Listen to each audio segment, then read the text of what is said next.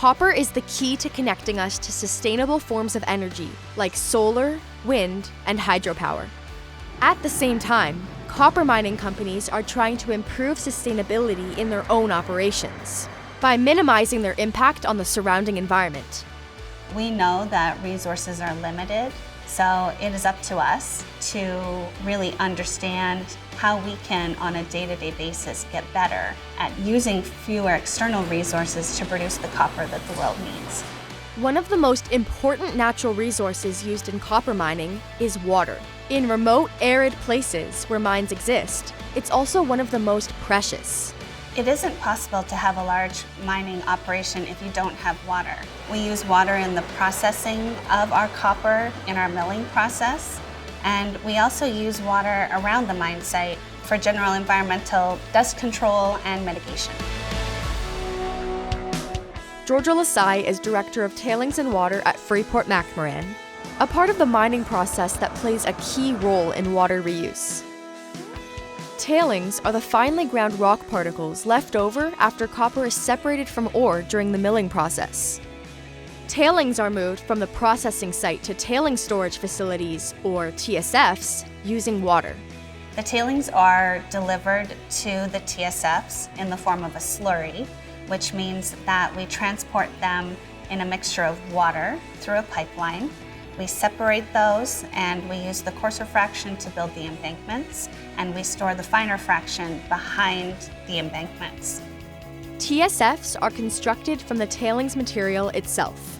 They're designed to not only store the tailings, but also to act as a dam, capturing and holding the water used in the copper production process so it can be reused. In 2023, more than 80% of Freeport's total water use came from recycled or reused water sources.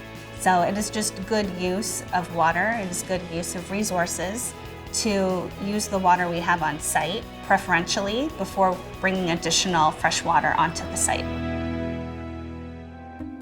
TSFs are engineered to survive thousands of years after a mine is closed, leading to another important sustainability initiative: land restoration.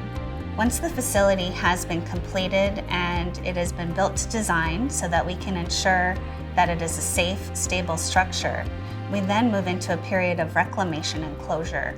During this period, we may do some resloping, we look at ways we can manage surface water on the structure, and we look at alternatives for planting native plants or local plants on the surface of the structure so that it can blend into the natural environment.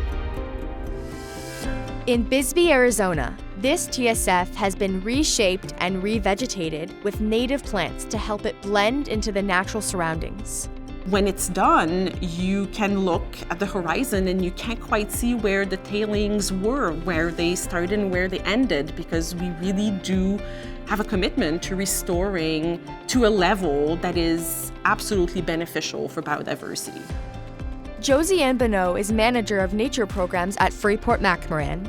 One of the goals of her work is to foster ecosystems around Freeport's mines that are resilient in the face of change. Resilient ecosystems are ecosystems that can bounce back after a disturbance. And most often, we don't know what kind of disturbance is going to come through an area or through a habitat or through an ecosystem. So we want a habitat or an environment that is diverse, that is biodiverse. In Safford, Arizona, Freeport is working with a local environmental group to eradicate and replace an invasive tree species called tamarisk that can increase the risk of wildfires. We partner with the Gila Watershed Partnership, and they have all of these great native species that they can come and plant where we've controlled tamarisk.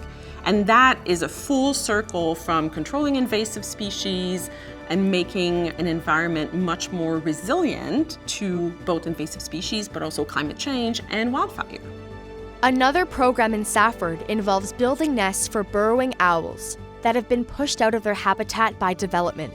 A lot of people might ask, are you doing these actions? Are you helping the environment and the species because you're the company that maybe destroyed their habitat or harmed them? And the answer is no. We're the company that still has land that is open and available. And the reason we care is because biodiversity and nature is everybody's responsibility. When it comes to habitat and species, we have to think more broadly. We have to have a shared responsibility for solving the challenges that we're facing in what is a real serious biodiversity crisis. Up next, we'll meet the people who make up the Freeport community and learn why they're vital to ensuring that copper connects us into the future.